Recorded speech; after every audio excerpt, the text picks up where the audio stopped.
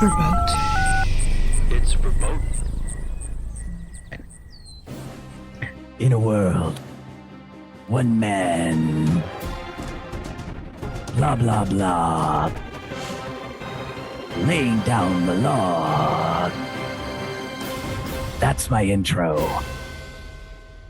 Welcome to Laying Down the Law, one of the top 100 law and improv comedy podcasts in the Ukraine.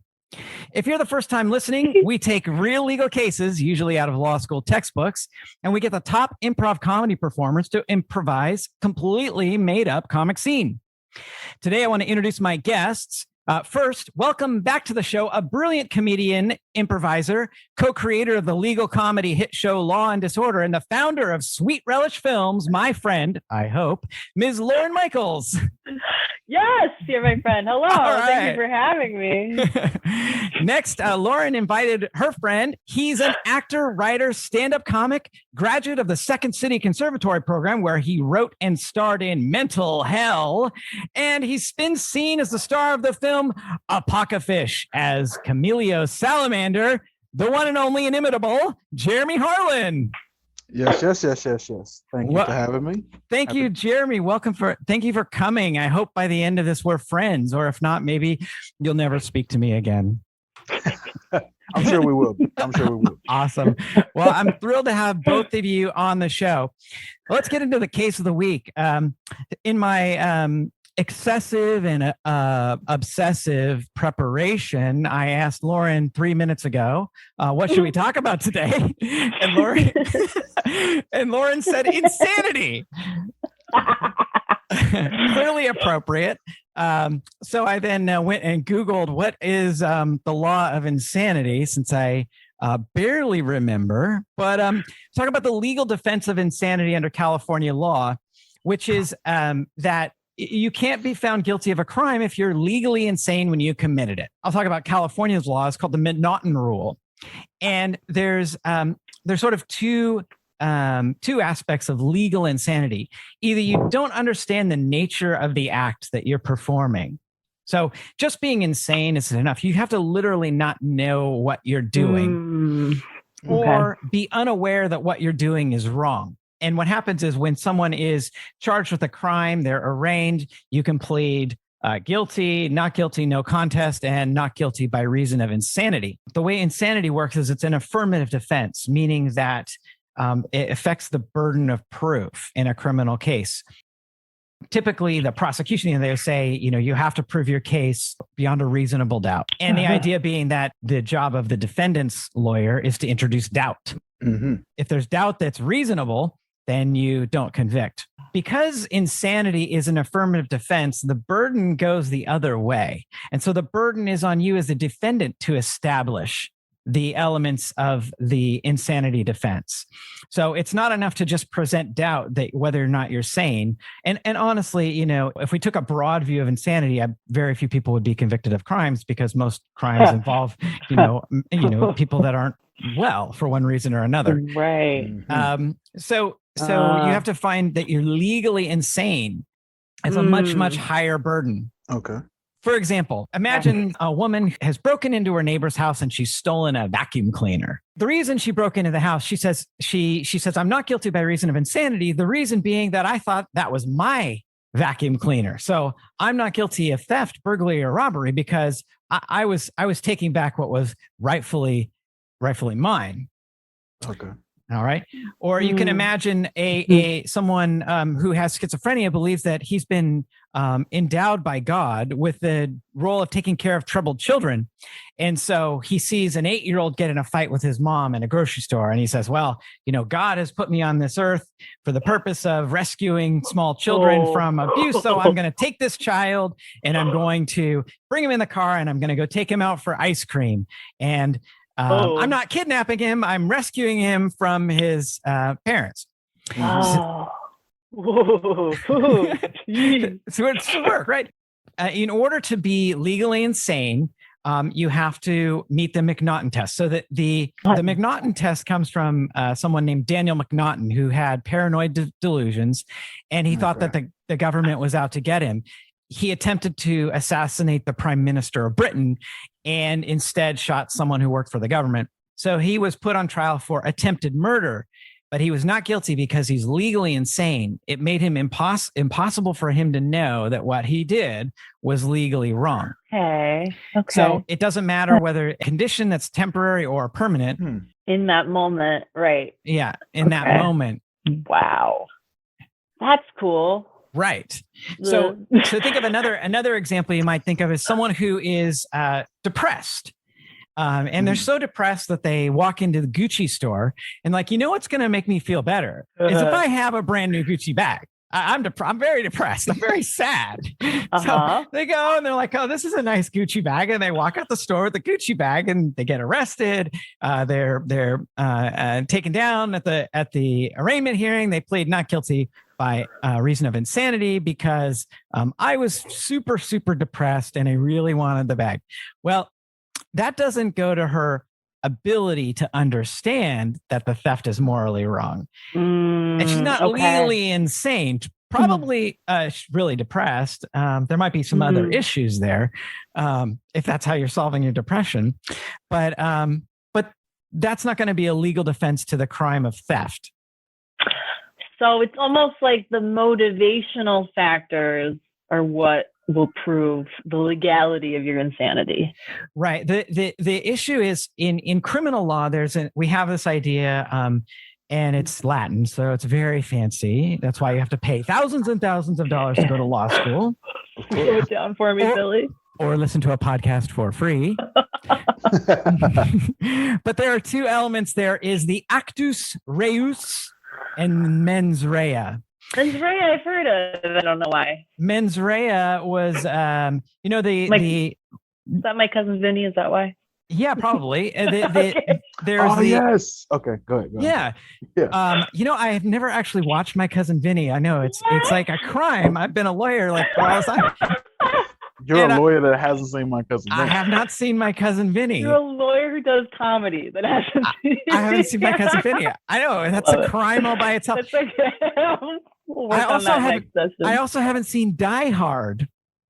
So wait, no. No, I really haven't seen Die Hard. We could circle back to at some. I don't know. I don't know how to say this right now. See, here's the thing, Jeremy, you need to understand about me. It's like I'm like a super extreme nerd. And most of the time when other people like were spending time watching movies, I was like auditioning for Alice in Wonderland and things like that. So okay. And my parents are pretty strict. So strict that in fact, when they showed Footloose in my 6th grade classroom, a substitute teacher said, now you have to raise your hand and say that your parents would allow you to watch this movie. It's PG.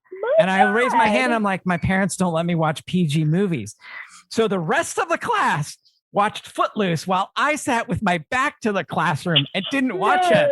Oh yeah. You don't have a room? Yeah, I still get. Come play checkers with the teacher. I still haven't seen the movie Footloose. I get kind of triggered when I hear the movie like down and down and down and down and down. I think that's such a torture device. Your back had to be to it. You had to hear it without saying it. It's like sitting there like, and like I'm not like, and of course, my 12-year-old brain is like, well, I don't want to get in trouble. So I'm not going to look over my shoulder and peek at the screen because this movie's PG. I mean, it might have, I don't know what. It could be the cuss words. Oh my God. Yeah. Wow. I don't know. Is Footloose PG? Maybe I'm exaggerating. Maybe it's R. No, it's not R. No way they'd show it if it was. No, there's no nips. Footloose.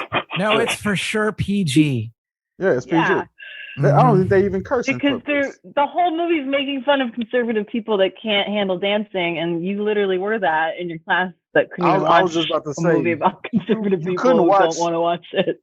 You couldn't watch Footloose while living Footloose. Like your life was Footloose. Like you lived in the town, right? The town was called my house. Yeah. John Lithgow was your dad, the preacher. Yeah, seriously. Okay, I take any criticism I would have had for you not watching Die Hard. I take away. Oh yeah, man. that excuses you from every other movie you haven't seen because of that experience. That was also the same year that I had nightmares for like 6 months after watching Ghostbusters. So, okay. That's reasonable. That's reasonable. I mean, reasonable.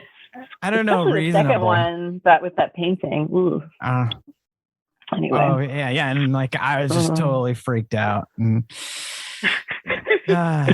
mean, if we're sharing, I didn't see Ghostbusters until I was in my like 20s. So yeah. Oh wow. Yeah. Okay, if we're sharing, I mean, I just saw Die Hard like 2 years ago for the first time, and okay, you have no excuse. Why? Die Hard is Die Hard. I get it now. It's good. He like walks on glass with no shoes on. He has no shoes on the whole movie. If somebody told me that, years ago, like just imagine an action movie with no shoes. I'm interested. I totally get that. I mean, I just like the ickiness of like looking at feet is like.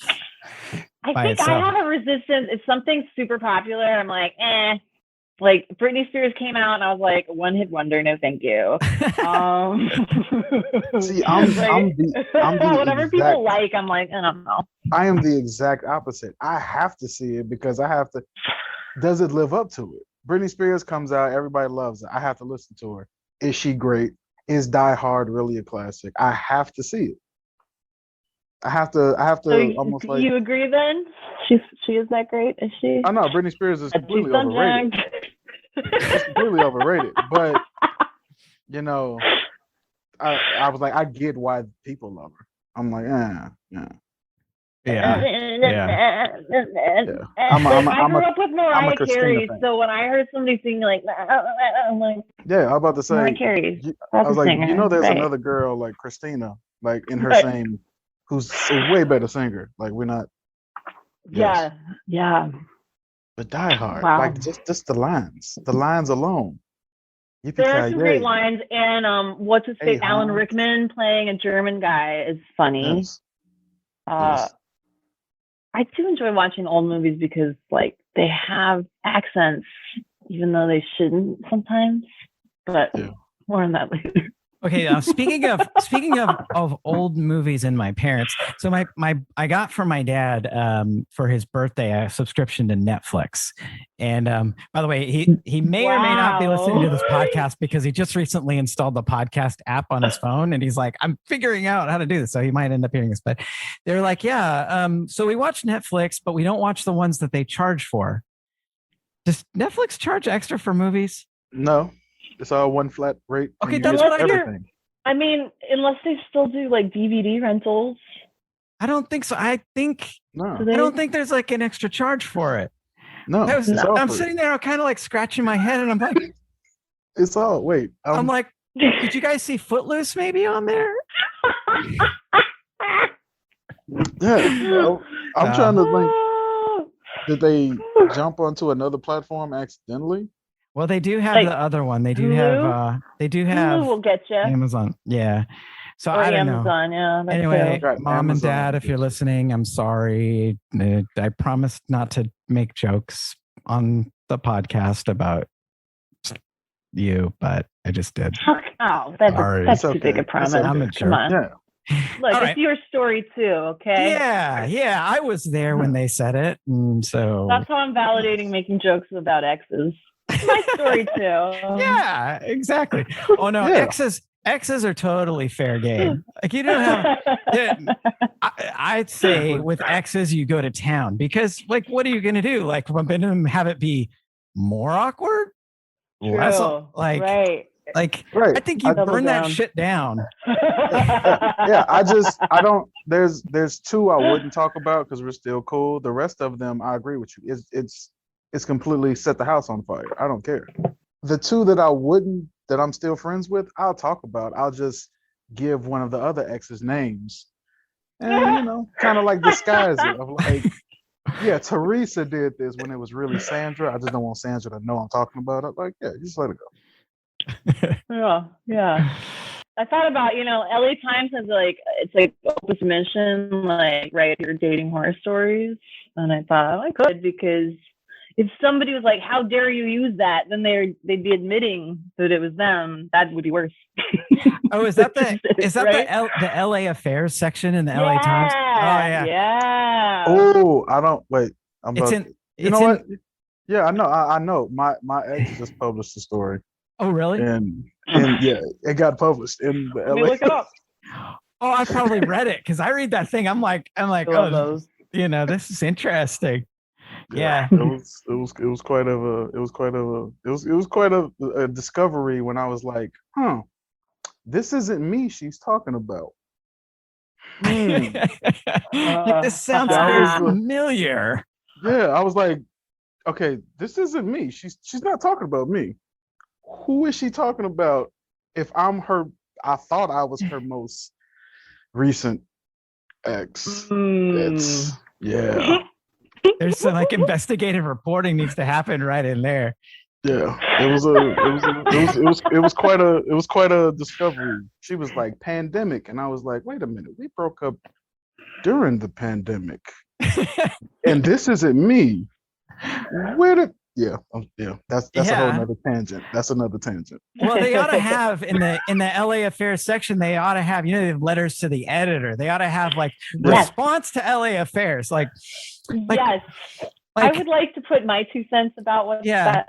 Like 3 weeks ago, you had the article by We Met in the Park. We met in the park. I just want you to know that this person that they're saying was such a toxic narcissist. That was me.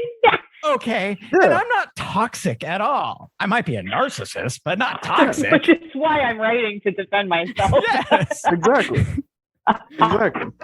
You need to know that they were totally unappreciative of how great I am.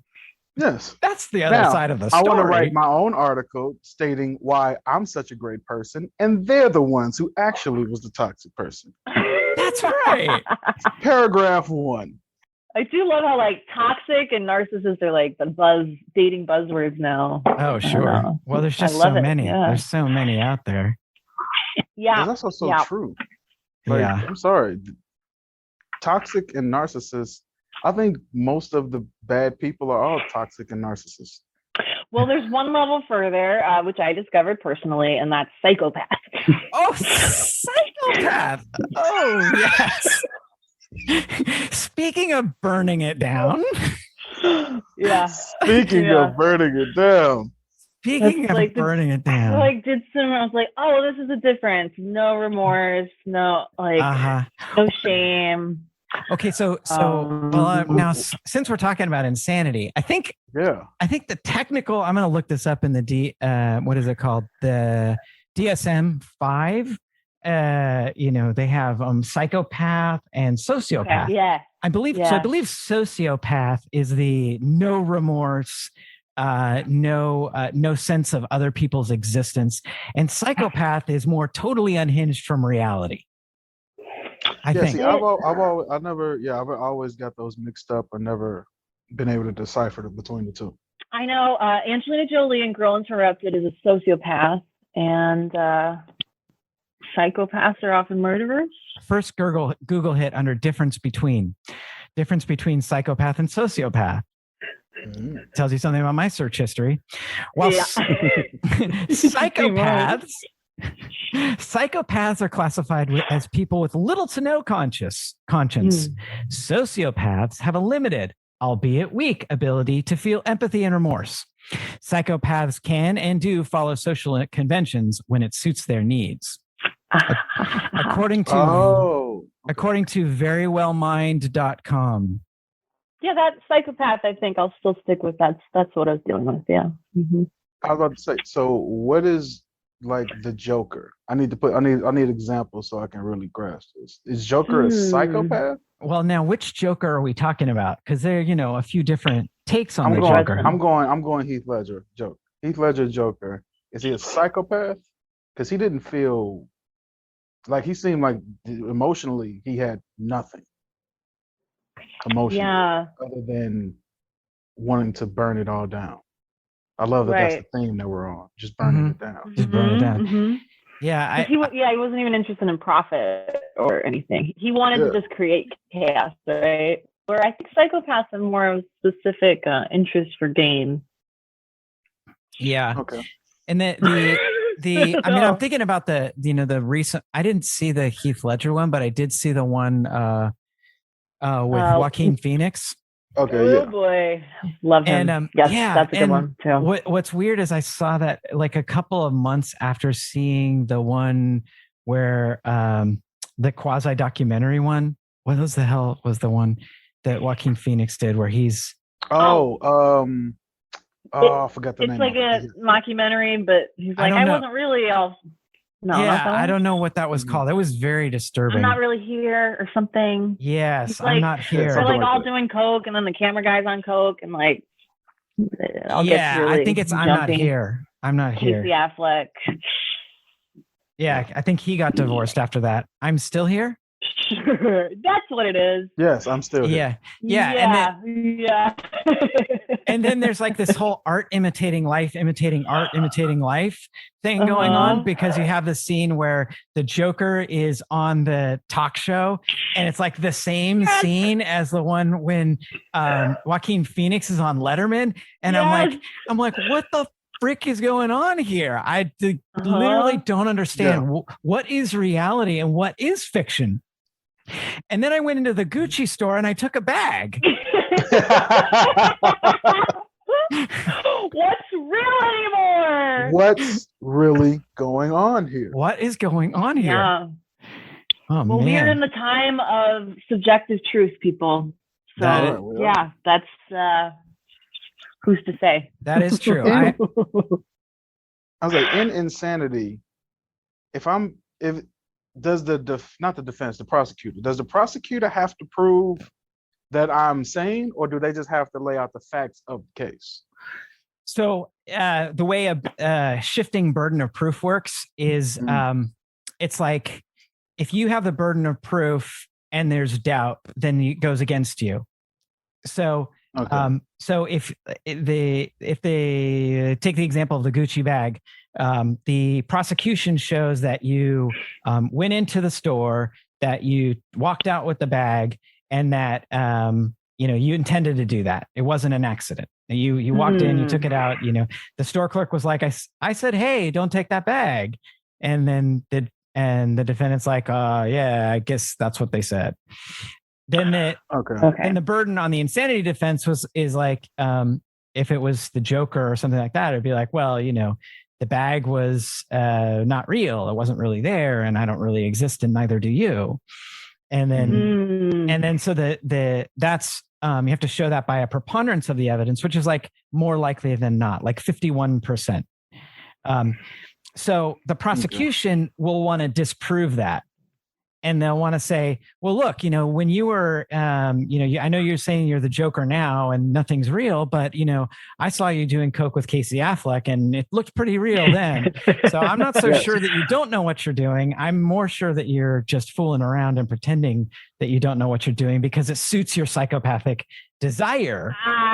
And that's where, here we go with the psychopath, because that's manipulation, because they know how to manipulate. They're manipulating the situation, the therapist or whatever situation. Right. But they know what they're doing. Insane. It's like calculated. Right. Ooh, they know exactly what they're doing. But if you let someone's like literally like you see this in LA and you see someone and you're just driving down the street and you're like, that person has literally no idea where they are, who they are, what's going on. Like they're living in another reality. If that person walks into a store and takes something out, like they don't have any idea who or what they are or what's going on. That's so that the law, because they want to make it, I don't know, harder to get out of crime or something. It's a very, very high bar for what's insanity, where just regular old mental illness isn't good enough to get you out of committing crimes. So if you take the Gucci bag and then get in your car and drive away, it's one thing. If you take the Gucci bag and then use it as a toilet outside the store, then that's your point. So pretty easily, right? To those of you listening to this podcast for legal advice, remember that nothing said on this podcast is actual legal advice. We do not recommend taking a dump in a stolen Gucci bag in order to get away with it.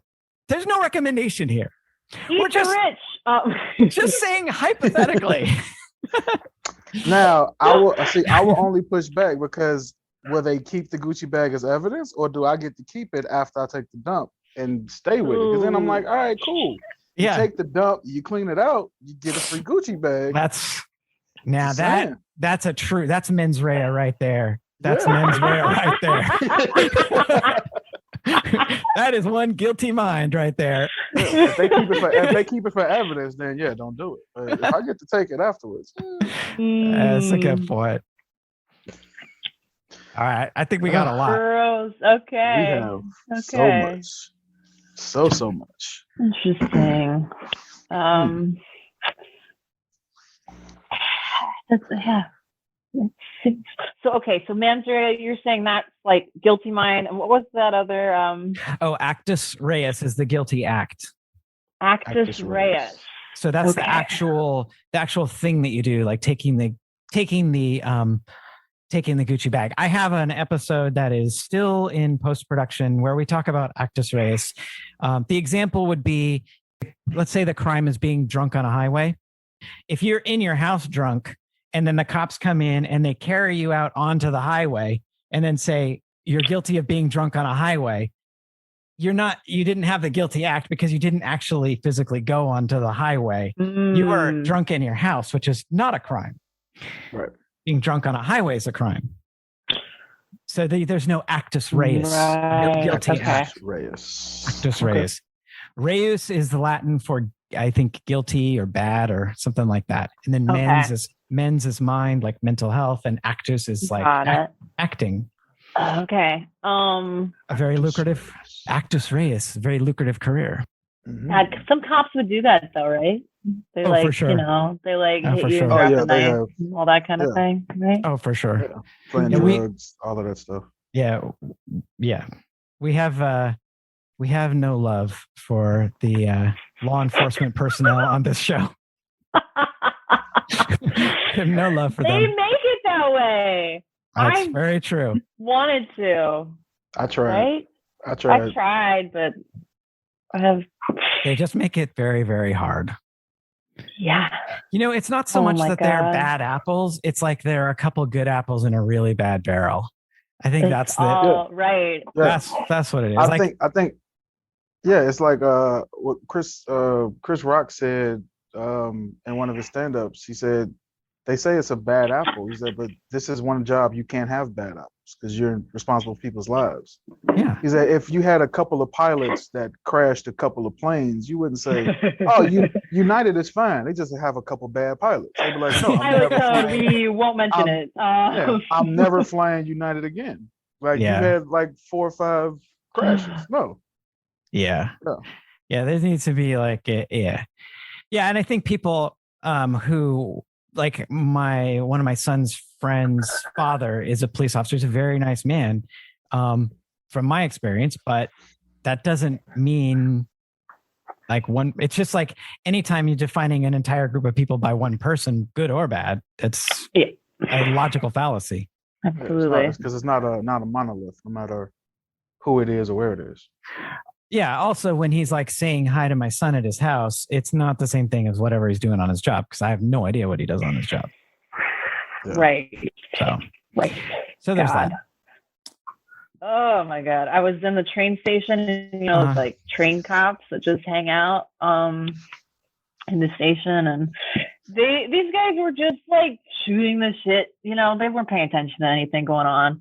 And it was a female cop and a dude, and every time he said something that made her laugh, she started like stroking her gun. And I'm like backed up against the wall, like I don't need to like catch a stray bullet because she thought like that was a funny story. That is really gross. Yo, Yeah, that's really gross. Okay, psychopath or sociopath. That falls under some category. I think that'd be sociopath. Yeah. Stroke your gun when you're happy? That is weird. Oh, yeah, good one. Yeah. The other thing too, in our old neighborhood, there was this private security company that would roll through, and they were California Metro Patrol, and their cars legitimately were like reconditioned cop cars, like the exact whatever it is, like a Ford Taurus or whatever it is. Yeah. And like California Metro Patrol, like sounds vaguely law enforcement-y. You're like, wait, do they work for Metro or the Highway Patrol Right. or what? And literally, like we would walk past this person sitting there every single, like we'd take a dog on a walk at night and be like, wow, like, is this what? And I was more afraid of them. Like I was like, is this somebody pretending to be a cop? Which it was. Yeah, But they were basically. paid to be there. But I was like, and they like sit there and then they drive away really fast. It was freaky. I think we're gonna have to bleep out the name of the company. Maybe. Did I defame them? No, I stated my opinion. I think that's an opinion. I think you're good, but you know, I'm not the lawyer. I don't. Well, barely am I. All right, you want to do some improv? All right. Yeah, let's dance. I'm ready.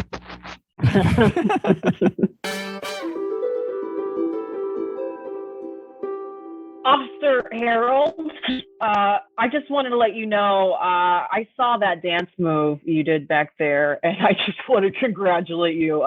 You know, from one officer to another, I haven't seen anything on the street that happened in a while. So, Way to go. The gun stroke step. You like the gun stroke step? Well, you know, Yeah. it happened when I was a boy. You know, it just came to me. You know, my father gave me a BB gun. And I shot it, I smiled, and then I did like, ooh. And I was like, ooh. So then I came up, and the second I became a law enforcement officer, I said, ooh. And now it's the gun stroke step. You know, it's drop a beat, drop some bullets. You know what I'm saying, right? Yeah. Oh, do you mind if I use that, Officer Johnson? Take it. Yeah, please. I'd be honored. I mean, now that I saw that gun stroke step, please. Oh, yeah, the gun stroke step is beautiful. You know, I'm trying to get it passed in the county. You know, because if it becomes a county rule, then I'll be teaching everybody the gun stroke step. And then, you know, we get out here on the streets, everybody gun stroke steps. You know, I think it'll be good to turn people's view of us around too. They see us all doing the gun stroke step. Maybe they'll lay off of us a little bit. Maybe they'll just, you know, keep in line and not give us any reason to start killing. But then I'm like, if they stay in line, do we do gun stroke step? That's the only tricky part. Because I'm like, I only gun stroke step when I use it. But if I don't use it, then I don't step. But stepping makes me happy. Well, I think, you know, staying in line is that's TBD in court. You know, we can. Yeah. In the moment, it's all a perception issue, like they taught us on the force. Of course.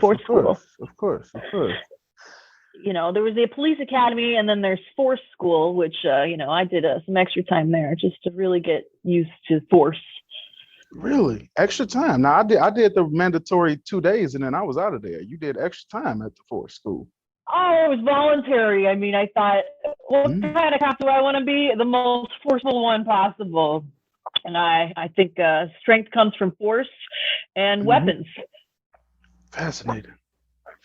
Now, have you ever thought about, since you have so much force school training, have you ever thought about adding your own little step, you know, to how you handle out here in these streets? You know, I think that'll help you. Oh, Officer Harold, I wasn't gonna bring it up. I don't like to brag. All right now, Johnson. All right now. I got some moves. I don't know if you're ready for this. Yeah.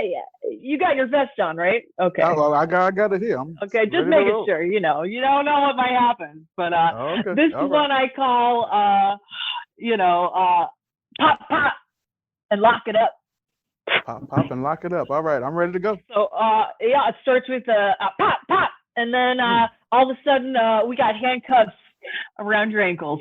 How you like that? Oh my goodness! You didn't even see me put them there, did you? I don't even know how they got there. That was That's fascinating, pop, Johnson. Yep. Pop, lock it up. You know what? That's how we do it. You take the pop, lock it up. I take the gun stroke step, and we both go to the county. Maybe we could pass all of these around, and you know, you never know. We might go viral or something like that. You never know. Okay, stop right there, because it would be my dream to go viral. We go viral. we become those famous police officers the kids put up on their Insta faces, and Although, I will say, just on a more serious note, then I have gotten some feedback lately about some terminology I've been using, and apparently, due to the conditions of today's world, we can't say viral anymore. Too sensitive. I know. I didn't come up with it. oh my goodness, Yeah, what is viral. this world coming to? Well, because it's one virus, you can't say viral anymore in a good way, right? Oh my goodness, that makes sense, but I'll tell you what, I don't like it. Johnson, Harold, get into my office. Sit down, Johnson. Sit down, Harold. How's it going, Chief? I didn't ask you to address me. It's going well, thank you. Now, I've gotten several complaints about the InstaFace post that the two of you put up. Apparently, it's gone viral. And the kids everywhere are doing the pop pop and the cop step, and they're calling it the cop pop pop. They're on the Tweak Talk, and they're on the InstaFace. They're on the Twotter. They're doing it all. So you're telling me I'm on the Tweet Talk right now? You're on the Tweet Talk right now. I'm live streaming this on the Tweet Talk, and Harold Johnson, I gotta tell you, you're fired. Fired. No, come on, no, oh God, no. Oh, come on, Chief, you can't do this to us. Wait a second. Why, Officer Harold? Why are you raising that gun and stroking it in that very provocative way? I don't know, Chief. This never happened before. It's kind of involuntary.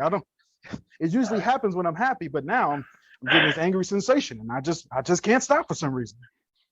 Well, maybe you can cut the camera off, Chief. I don't want to go. I'm going to keep this rolling here, Officer Harold. I keep feeling very anxious. Well, the way you're stroking that gun is making me very anxious. No, Chief. I don't want this to go viral. I don't want this part to go viral. Oh no, it's definitely not going to go viral. But what, Officer Johnson? Why are you doing that dance move with the handcuffs around my ankles? Look, Sergeant, you had the camera on. I had to drop that pop, lock. Okay, you gave me no choice. For the fans. This is for the people, Chief. This is for the people. I mean, if we're gonna be viral, I think we need to go viral the correct way, Chief. The people need to see that this is the new force. This is the new way. Look, we want to refund the police, right? I mean, I want money back in my pocket. That's true. What I'm doing. Maybe you're right. Maybe a fun, dancing, gun stroking, cops locking up other cops kind of story would improve our image at the county. Harold Johnson, you're unfired. Yes. Unfired. Thank you, sir. You will definitely regret this. I mean, time will tell. Okay. I'm going to go one step further, and I'm putting you in charge of the public relations and internal affairs units. Both units. That's what we always wanted. Wait, we're viral, and we're gonna teach everybody the gun stroke step and the pop cop lock. God, I think I just got one. I got one in the hip. Yep. Yeah. That is a deep one. Column edit real quick. I think I could. I should still be good. For softball this weekend. I'll call the medic right now. Beep boop pop, beep boop pop, beep boop pop, beep boop pop. 911, what's your emergency? We got this is the chief of police down at the county, and we have a pop lock bang bang. And this is so you are calling 911 from the police force agency? Yes, and can you please turn on the InstaFace? I'm live streaming it right now. You can see much more detail if you just look at my live stream. It's at the chief of police of the county. At the chief of police of the county. Wow. Well, look at that. You see me live streaming right now. I see that. 911. Is that a filter, or is that really all that blood happening now? That's blood. That's an officer down. Okay. That's an officer down. Chief, Johnson doesn't look too good, Chief. I think you need to hurry up and get the ambulance over here. So my dog, I love him. So we will be sending emergency vehicles. However, there is a shortage at the moment, so I'm just going to place you on a brief hold. I hate it when 911 puts me on hold. Okay,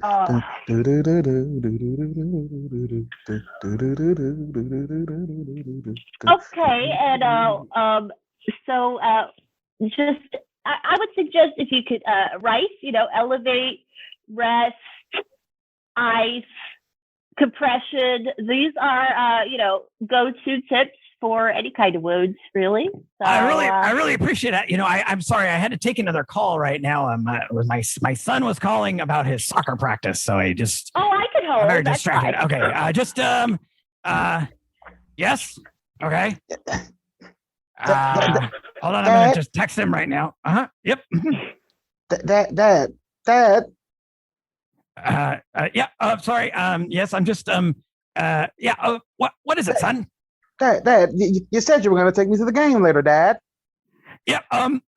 Well, Dad's dealing with a small situation here in the police force office. Dad, but you promised that we would go to the game now. Can you just do me a favor, son, and just go on my live stream, and can you hit a couple of likes? Hit me up. We can just kind of. Sure, Dad. And maybe if you can repost it to some of your followers. It's the chief at the police station? No, the chief of the police of the county. The chief of the police of the county. Whoa, is that a... Son, I think you hit mute on yourself there. I lost you there for a second, son. I cannot hear you at all. God. Are the kids going to see me at least? I just want to be cool with the kids. I don't know. I just lost my son on the phone. He was there, and Officer Harold, you're not helping at all, Officer Harold. Do you know CPR? I remember we did it at some point in time, but I just have no recollection whatsoever. For school, just tell you to just take a man when he's down. Pressure. Put more pressure on me. We gather here today to remember the life of Officer Joanna Johnson. She was brave, valiant, and really a lot of fun. But she bled out. Yeah.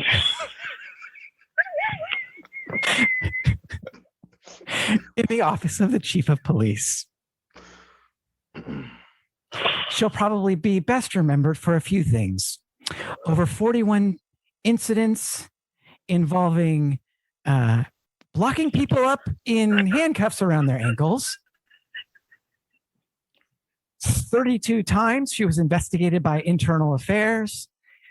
And then the brief stint she had as the head of public relations and internal affairs. We see that her spouse is here, who probably remembers Joanna Johnson, Officer Joanna Johnson, the best. So just love to hear from Officer Johnson's spouse. Just a few words, please. We do have a time limit. Thank you for having me. My name is Jonah Johnson. Joanna was my wife, 27 years. She was a lovely soul. She always used to tell people this, but she got the handcuff trick from me. On our honeymoon, she wanted to do a nice little trick. And she accidentally handcuffed her own ankles. And I said, baby, you need to take that with you. And she took it with her on the force, and all she ever wanted to do was go be the head of public relations and help people. Thank you so much. Do you suppose you could wrap it up just like 30 more seconds? It's my wife, but okay. She was a beautiful soul. The county is paying for this. The county is paying for this. She was a beautiful soul, and I'm a love her, and I'm a miss her. Okay, bye. I'm sure you'll have much more to say at the private reception you'll have later. But thank you so much, Mr. Johnson, for speaking out about your spouse's brave life and some uncomfortably personal details. What a kinky story. Great to see you. Great to see you. Please take the microphone over. I'd love to. Yes, we do appreciate your contribution. And that's are you the head of internal affairs there? I am. Yes, of course. And you're the one that you did all those investigations of Officer Johnson. I did. Well, why don't you share your story? Yes. I've been in this position for just a few years, and I can say most of my time was spent investigating the performance of this officer in particular. So it comes to no surprise whatsoever that she should end her life so abruptly and accidentally in this way. You know, I have been also investigating the force school and how they instruct officers to behave in the most forceful way. I think this may be an example of where it doesn't work out so well. But to be determined and my investigation. I think that's my time. And I did bring the mini weenies. Everyone please take some. I know they look weird, but I promise they're fine. They're fine. Please eat some. We're here in day 38 of Force School. And I see Officer Harold, you're here again. You are still stroking your gun today. And as I've mentioned the last 37 days, it doesn't look very forceful if you stroke your gun. I think you could have taken a couple lessons from your partner, but... Don't you dare bring up her. Don't you dare bring up Johnson. She was a fine officer and the greatest this force has ever seen. You know, you're so right. She was so forceful. And I do appreciate forceful. But today what we're going to be working on is obnoxious comments. Obnoxious comments are not a form of violence that we usually sanction because we prefer much more physically violent and hurtful things. However, that's what your mom said last night. See, that's painful on the inside. That's painful on the inside. Well done, Officer Snarkly. Officer Snarkly. Thank you, sir. Officer Snarkly, you just you're constantly impressing everyone with your the way you take to force school, and really, I think you really have demonstrated today, Officer Snarkly, the way that sticks and stones may break your bones, but words, they hurt as hard as hell. Okay. Yeah, they last way longer. That's what I learned at Delta Phi Kappa. Oh yeah, Delta Phi Kappa. Most of our great officers do come from Delta Phi Kappa, I will say. Delta Phi. Thank you, Officer Pettis. I appreciate you jumping in on that. The Delta Phi shout out. Yeah, you know, Delta Phi represent all day, class of 2020. You know, Delta Phi. Absolutely. Thank you, Officer Pettis. Appreciate it. Welcome to the force. I believe this is your second day of force school, and beyond the first day, it's all totally voluntary. So I appreciate your dedication to the use of force in policing. I'm just happy to be here. Officer Johnson was a hero of mine, so I was like, yo, Officer Johnson could do more than 2 days. I'm gonna do more than 2 days. Yo, this guy's a legend. He used to tape people together on campus. He taped 50 people together one time. They were stuck like that for a week. Legend. How long do you think we're going to be stuck with this tape together? I'm starting to sweat. I'm just shocked that he had this much tape. I mean, how was it possible for all of us to get here together? Yeah, I think it's weird that we had so little resistance to him too. It's just one of him and 50 of us. Yeah, I walked in and I saw he had 5, and then he somehow got me and like 7 other people. Yeah, it was amazing.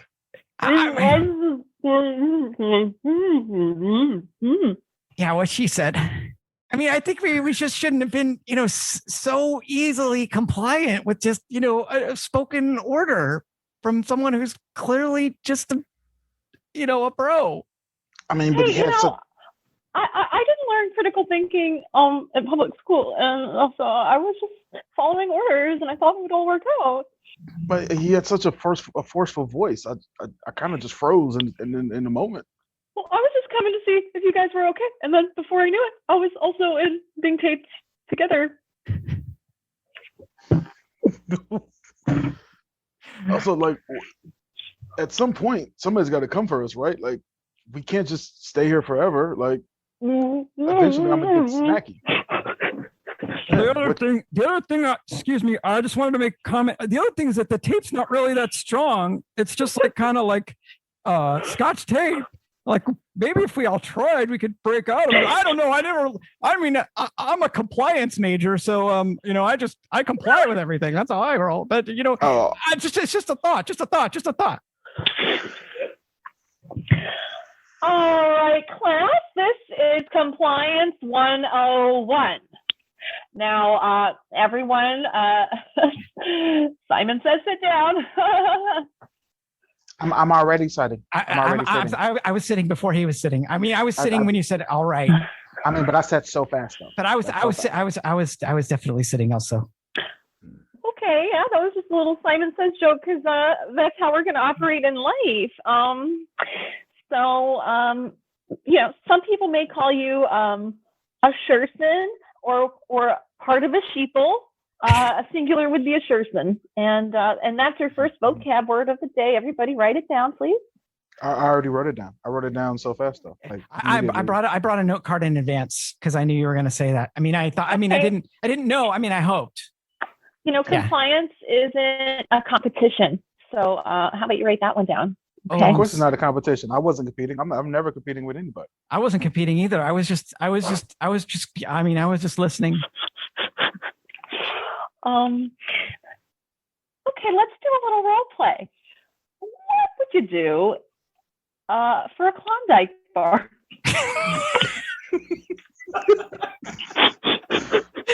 I mean, I would do so much or so little. It depends on who's given the Klondike bar and what they would want me to do for the Klondike bar, and I would do just that for the Klondike bar. Do you mind if I? Oh, go ahead. No. See, I'm so good at complying. I'm letting the class rule me. Can I ask a question with a question? If you ask me what would I do with a Klondike bar, is it okay if I ask you what do you want me to do for the Klondike bar? Oh, that would be the best response. Yes. Yeah. And I will say I would like you to donate your mother. Yes, I'll happily donate my mother Okay. for a Klondike bar or anything else. You don't have to give me the Klondike bar, but consider it done. My mom gets off work at 5. Can I do it then? My mom gets off work at 3. Oh, She gets off work at 3. stupid mom and her job. Well, it's 3:00, and my boy should be here any minute to pick me up. Hi, mom.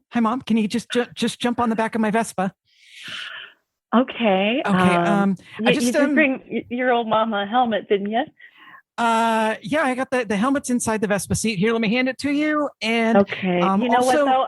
I did just get my hair done, so please just drive carefully. I'll hold the helmet close to my chest in case okay.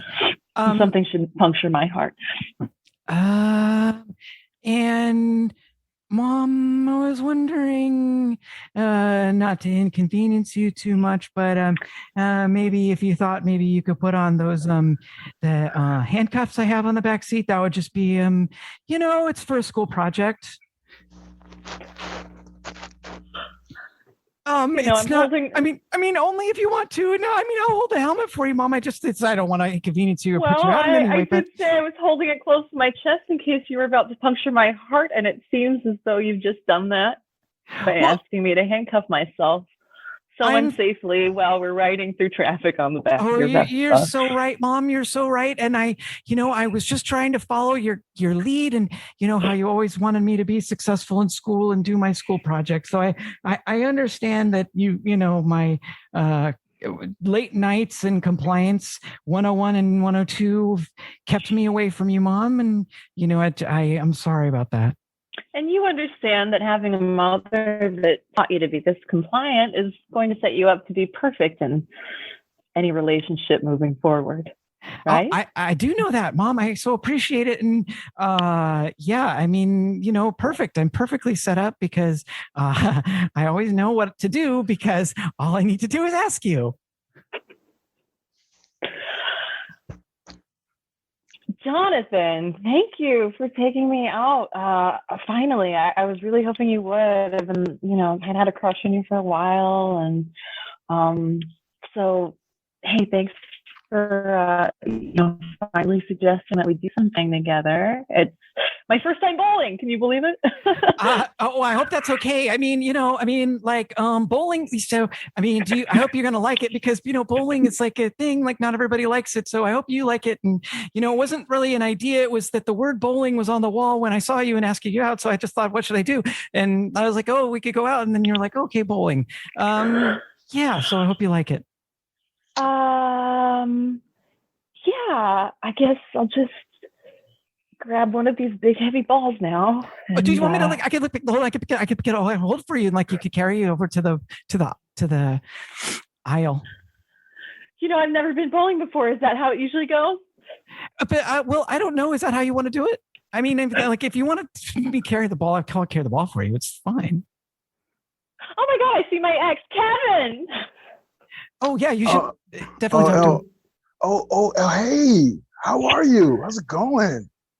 Oh, I'm good. Just I'm just busy moving on, from you, and I've got this super cool day right now. Yeah. No. You look great. You look great. I see you're bowling, which is just great. Like you've grown. Yeah, well, so you much. never took me, so. Oh, why we have to rehash these things? You said you were moving on. I moved on. Like you're here with this guy. This guy? Hi. Yeah. Hi. I'm Kevin. If it's okay, I know you're Kevin. I'm also Kevin. Yeah. Look at this loser. Doesn't even know his own name. Well, no, it's Kevin. If you want it to be Kevin, it could be something else. That's fine, John. Freaking Joe. loser. What's your highest score you ever got here, fake Kevin? What? 300, but it was also nothing.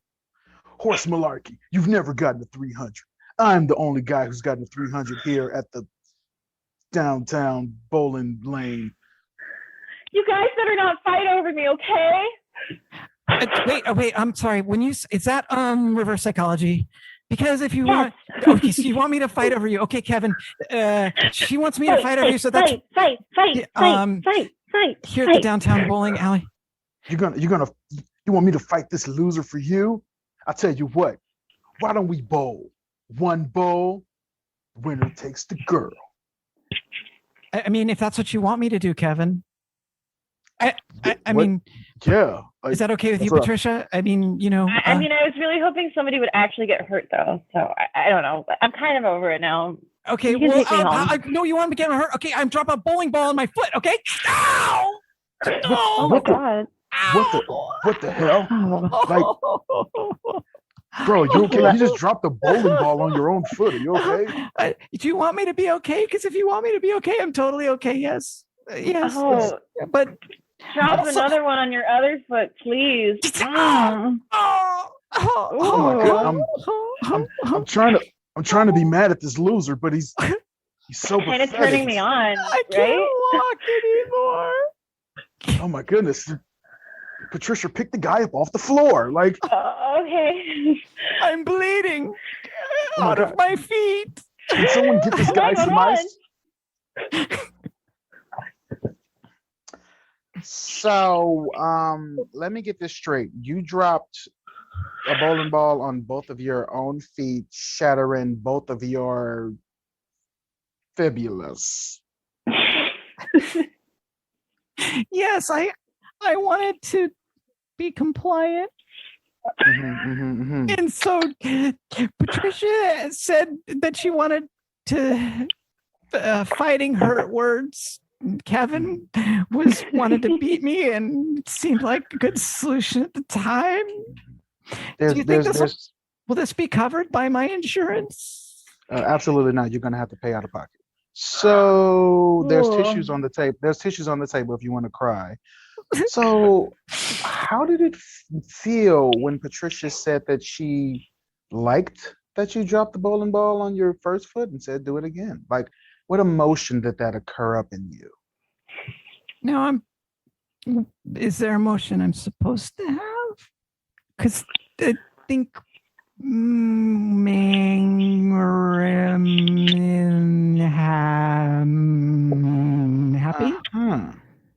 mad, upset. That's not typically how therapy works. You tell me what you feel, and then I charge you an exorbitant amount of money to tell you I'm that so sorry. you're stupid. I'm so sorry. I feel stupid. No, you can give me the bill now. Okay, that's fine. No, it's okay. No, your hour isn't over yet. We still have like a half hour left. Okay. How do you feel? I feel. Kevin. Yes, Mom. Sorry. Yes, Mom. I'm late for my nails. Please, we gotta go. Okay. I'm sorry, Mr. Therapy Man, but my mom, Dr. Therapy Man person, my mom said that I have to go, but then you say I have to say my feelings. I don't know what to do. You're paying me for the hour. We still have 30 minutes left. Make a decision. But I don't know what to do. Somebody has to tell me what to do. You have to make the decision.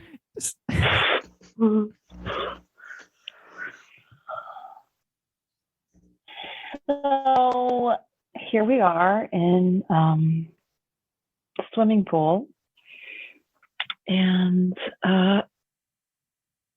there are fish that shouldn't be here.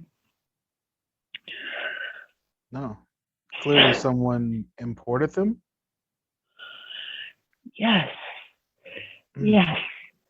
And my concern is, are these fish, have they mutated to be able to withstand all this chlorine, or is this pool super dirty?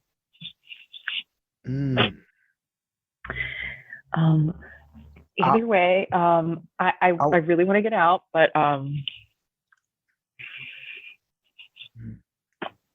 I lost my clothes, so I can't. So I don't know what to do. Yeah, see the dirt in the dirt in the pool. I couldn't see anything. So yeah, I can see your predicament with wanting to get out versus stay in this dirty pool. This started as a Delta Kappa Phi dare, and now yeah, it's a really weird hazing ritual that they have, just like get in the dirty pool. And yeah. Also, I'm pretty sure a piranha just bit my leg. I think maybe I should get out, but again, like I don't have my clothes either, so it's like. Oh God, where there's one piranha, there's usually several other once the blood starts gushing. So, yeah. Probably gonna. I guess this is it for both of us. Yeah. Again, I don't really think that I should have. This was not the right fraternity for me to join. I could have said no. Like once they said, "Yo, get in a pool full of piranhas," I could have been like, "No, that's not what I'm gonna do." But it's just. Hey, when you're a major in compliance, like I'm here now. What are your options? I'm John Stokely, coming to you live from the Phi Delta Kappa house. Tonight, we bring you breaking news: 7 more bodies rescued from the dirty piranha-filled pool at the Phi Delta Kappa house. The police are surrounded the building, and they are leading out members of the Phi Delta Kappa fraternity one by one. Sir, excuse me. I see you're being led away by the police from your fraternity house. How do you feel? This is total crap, man. This is total crap. Look, we didn't make them get in the pool. We just said you couldn't get in if you got in the pool. And now I'm being arrested for it. This is total. This is, you know what this is? This is malarkey, bro. This is malarkey. Ladies and gentlemen, we're hearing it live from the Phi Delta Kappa House. This is breaking news coming to you live. Multiple, is it a homicide? Multiple bodies found, multiple people in a piranha, dirty, blood-infested pool in the back of the Phi Delta. We're going to go live to Chopper Jane. Chopper Jane, do you have a visual on the dirty, piranha-infested, bloody pool? Yes, I do have a visual. It is pretty disgusting down here, I will say, and the smell is not great. It appears that it was one person who orchestrated this whole thing. That they are saying that they didn't know it was wrong. So it sounds like we may have a mental health issue on our hands. Yes.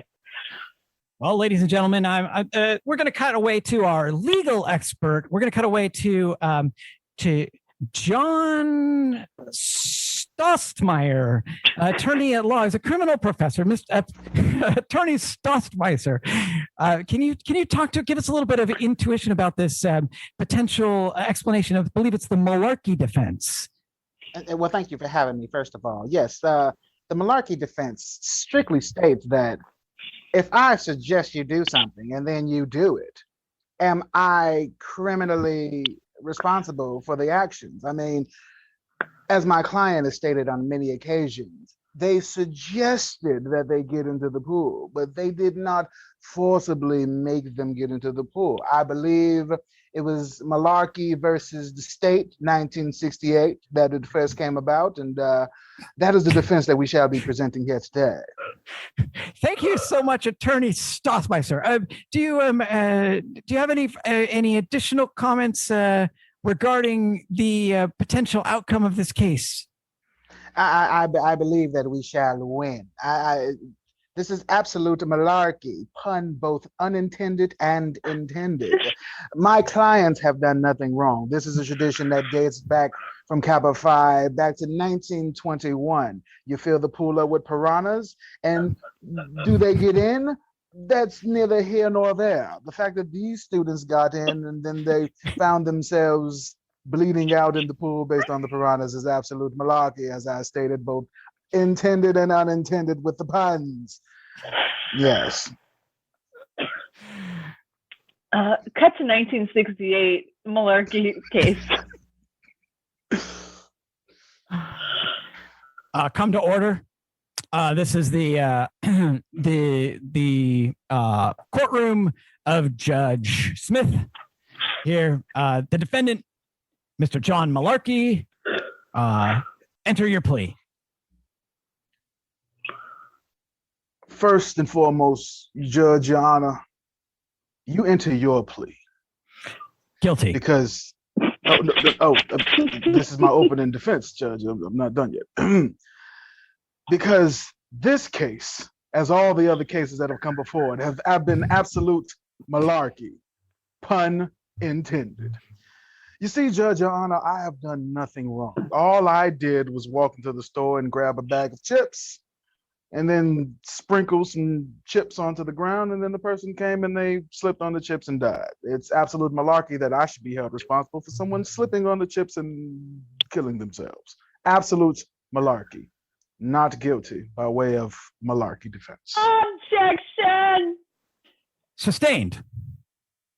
Oh. I didn't expect that. Okay. Hey, this malarkey fella is just using his name as an excuse to not take any responsibility for anything. Now, I was raised in a world, and I think you too were, Judge, where there are consequences and responsibilities for our actions. And I don't know who would waste food like that and make a big mess. And, and then the fact that a life with laws, well, Judge, Your Honor. Sustained. Okay. Judge, Your Honor, if I may redirect the court.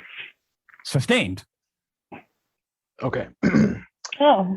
Judge, you are a child playing with your fire truck, I assume.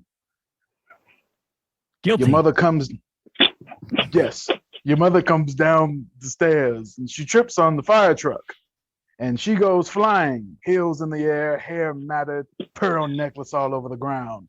And she says, Judge, you are hereby guilty and I'm sentencing you to your room for 2 weeks for punishment. Are you in fact guilty or are you not guilty by way of Malarkey, Your Honor? The court takes judicial notice of the Malarkey defense and sustains both the guilty and not guilty verdict. As we all know, my mother enforced compliance from a very young age, and therefore this case will henceforth be known as the Malarkey case, both as pun and as literal sense. In this instance, we take judicial notice of the guilty and not guilty pleas that are simultaneously in effect. I hereby rule henceforth, whenever anyone is found guilty for Malarkey, they shall be found innocent for not having Malarkey, due to the Malarkey pun and also not a pun. Thank you. Victory is mine. And that's I got it. That's it. Oh, That was fun. that was amazing. That was a ride right there. That was amazing. Wow. Oh my God. It's always a trip. Hey, way to make it work. 'cause, So much creativity. I really things appreciate you throughout both. That likewise, because I regretted so many things that came out of my mouth the instant they came out, but somehow you've justified them Every day. Every single day. That's the beauty of yes and. You have to. Yeah. Justify. Explore and heighten. Explore and heighten. So the third part of laying down the law is I like to interview my guests, ask a couple questions, and lay down the pretense. Since we just spent somewhere between 25 and 30 minutes pretending, let's get real. I'm going to start with Lauren. Lauren, if you could start a secret conspiracy, what would the secret conspiracy be? Oh God, they're listening right now. Okay. I would say that every public gym is harnessing our energy that we're using on that equipment to store it in big generators and saving it for something, of great power. Okay. Like, where does all that energy go? It's got to go somewhere. So I actually think that's a really good idea. That could solve climate change right there. well, I mean, that's really my real point is like, Yeah. I'd love to like dismantle the monopoly on power companies by having self-generated. It's like two terrible energy. things, and you just put them together. The gym memberships and coal-fired plants, and you just kind of put them together, and it's like, oh, you're getting on that recumbent bicycle. Right. You're riding it. Yes. Or like the Peloton situation, like that could be a private generator, like it's such a wasted energy. We just Well, once we use get the that. vaccine chips implanted in us, and we just can't resist getting on our Are you Pelotons. listening? Well, no. They're listening. All They're right, listening. Jeremy, what's the weirdest smell you've ever smelled? The weirdest smell I've ever smelled. Actually happened recently. A banana peel, when it sits not like open, but when it's actually confined like in garbage, Ooh. the banana peel, when you like separate it, because you got the banana smell and then the peel kind of smells like that, but let it sit for like a week or two in garbage, not by itself. Like I said, it has this sort of, it's not even like an odor as much as it's like, it's sort of like, imagine everything in your garbage coming together and then add banana. And it doesn't smell bad. It smells not good, but it's like a new kind of experimental, like, what is this? It's almost like the smell is like an alternate reality of like another plane of existence, not even a smell. It was weird. Like, I'm like holding the garbage bag up to me. I'm like, what is that? It's not garbage. It's like it's sort of Banana like flavored. yeah. And It's like The like Laffy Taffy encapsulated a garbage. and 3 days later they burst into your door and you're just standing there. yes. What happened? You Like, teleported time. Yes. Like no one's heard from him for a week. Like what Yeah, happened? He's what just happened? like It's like- physically just like what is this? Like he's yeah. It was a weird moment. That is weird. That's an incredibly detailed description. Well, I think it's time you start composting. That'll I solve think so. Yeah. Yeah. Separate your organics waste, okay? Yeah. Yeah, Um, it's time. Lauren, what is something that everyone looks stupid doing outside? Oh, that everyone looks stupid doing.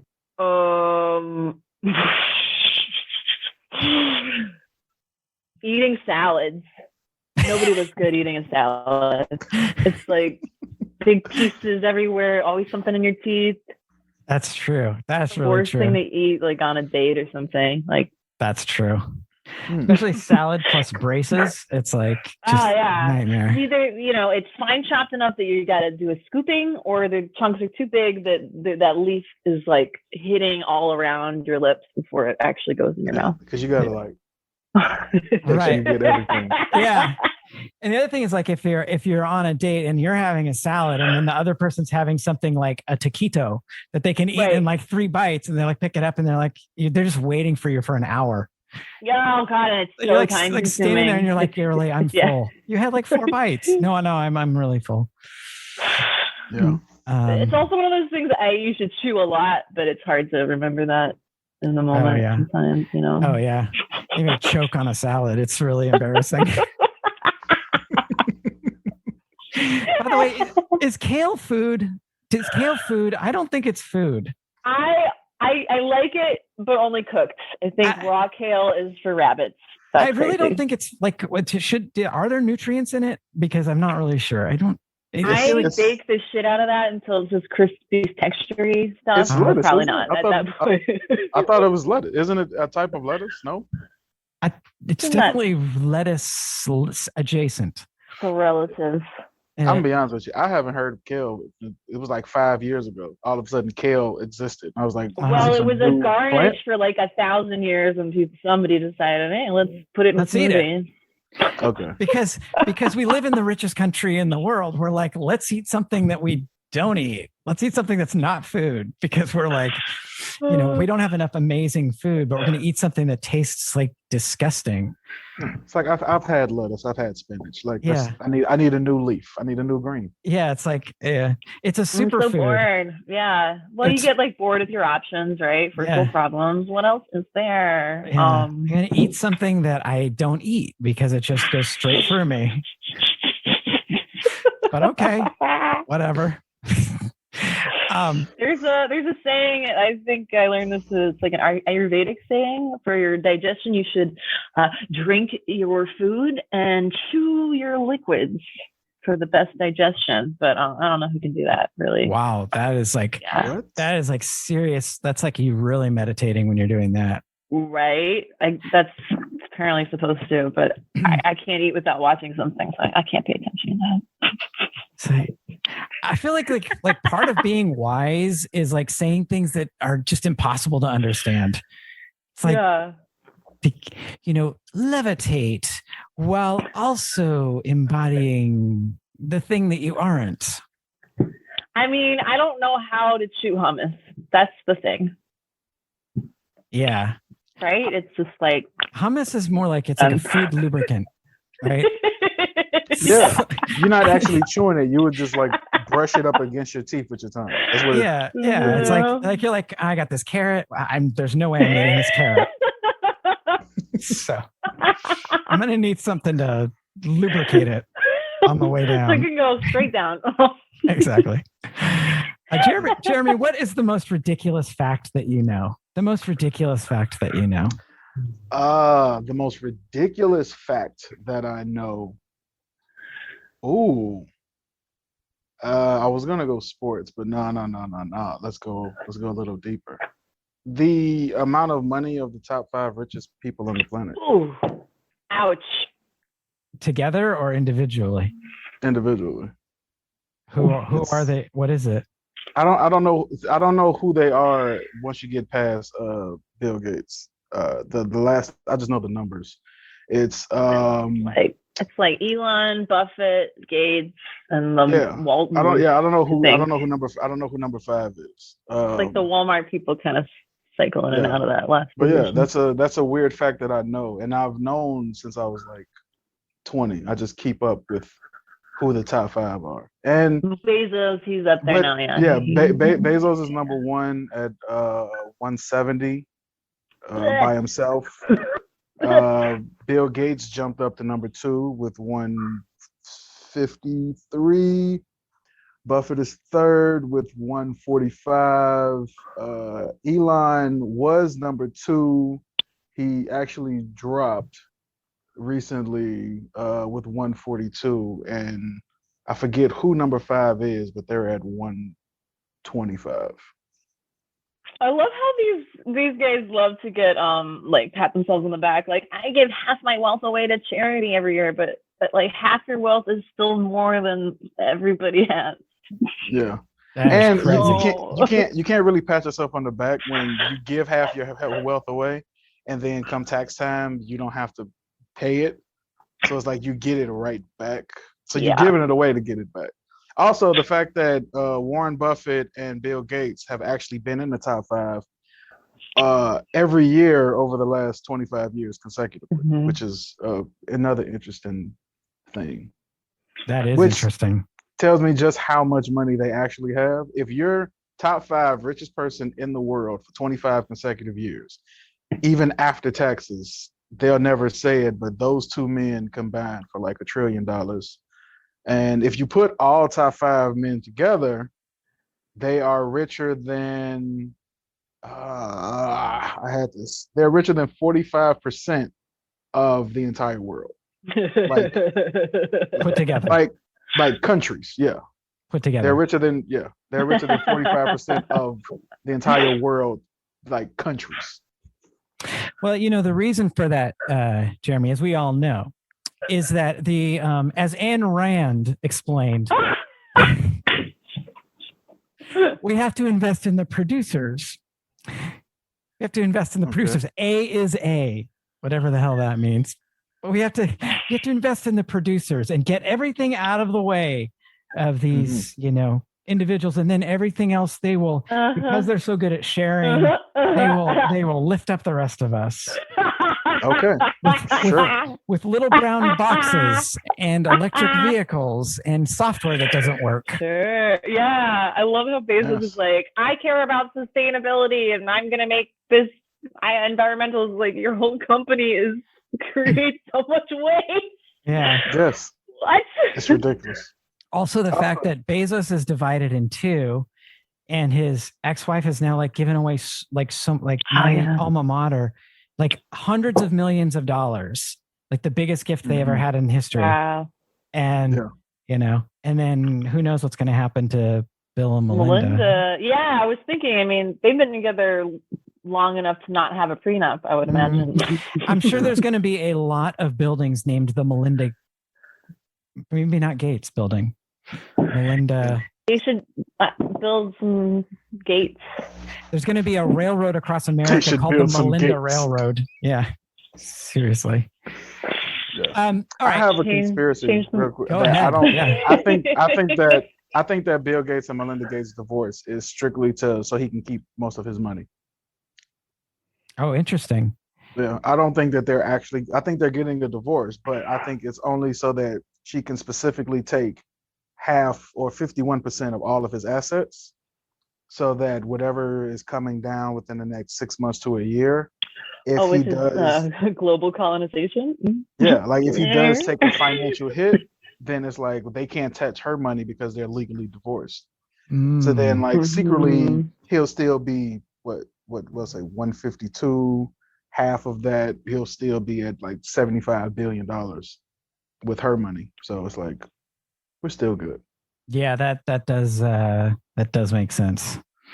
That's not That's not very far fetched at all. Nor was Lauren's conspiracy theory, by the way. Thank you. Both Yeah. very, Yes, I'm just trying to solve some problems there. they're short fetched. Talented people.